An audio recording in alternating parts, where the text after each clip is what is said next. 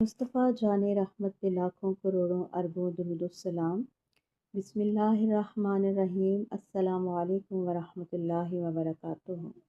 میرے تمام سننے والے، اللہ تعالی ہم سب کو دل کا نور عطا فرمائے اور ہماری زبان کو حق کہنے والے اور عمل کو قبول فرمائے، آمین۔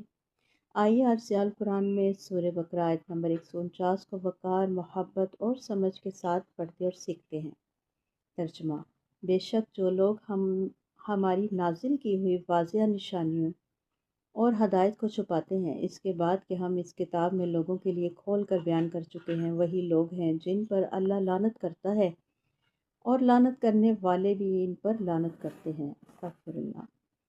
تفسیر: یہ آیت علم کی امانت اور حق کے اظہار کی سخت تاکید کرتی ہے۔ اللہ تعالیٰ فرماتا ہے کہ جو شخص سچائی جانتے ہوئے بھی اسے چھپاتا ہے، خاص طور پر وہ علم جو لوگوں کی ہدایت کے لیے ہو، اور وہ اللہ کی ناراضگی کا مستحق بنتا ہے۔ یہاں پیغام بہت واضح ہے۔ علم ذمہ داری ہے، صرف معلومات نہیں۔ حق چھپانا ظلم ہے، چاہے وہ دنیاوی فائدے کے لیے ہو یا خوف کی وجہ سے۔ اللہ نے جو ہدایت دی ہے اسے واضح اور عام کرنا اہل علم کی ذمہ داری ہے۔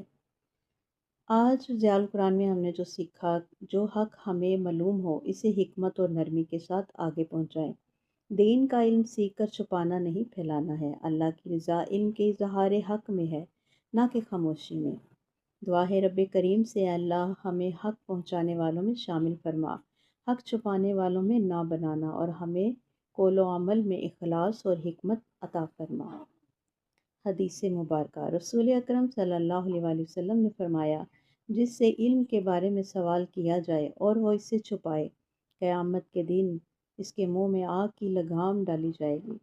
مفہوم حدیث: آج ہم نے ضیاء القرآن میں یہ سیکھا کہ علم اللہ کی امانت ہے، اسے چھپانا گناہ ہے، حق کو بیان کرنا ایمان کی پہچان ہے، ہدایت بانٹنے والے اللہ کے محبوب بنتے ہیں۔ آئیے اپنے دلوں کو قرآن سے اجاگر کیجیے۔ جزاک اللہ خیرہ۔